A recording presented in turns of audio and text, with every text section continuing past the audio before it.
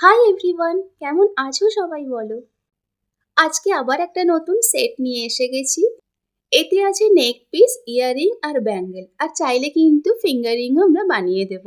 আচ্ছা বলো তো এটা কি ফুল আছে? ভাবতে থাকো, ততক্ষণ দেখে নাও এর কালার কম্বিনেশনটা।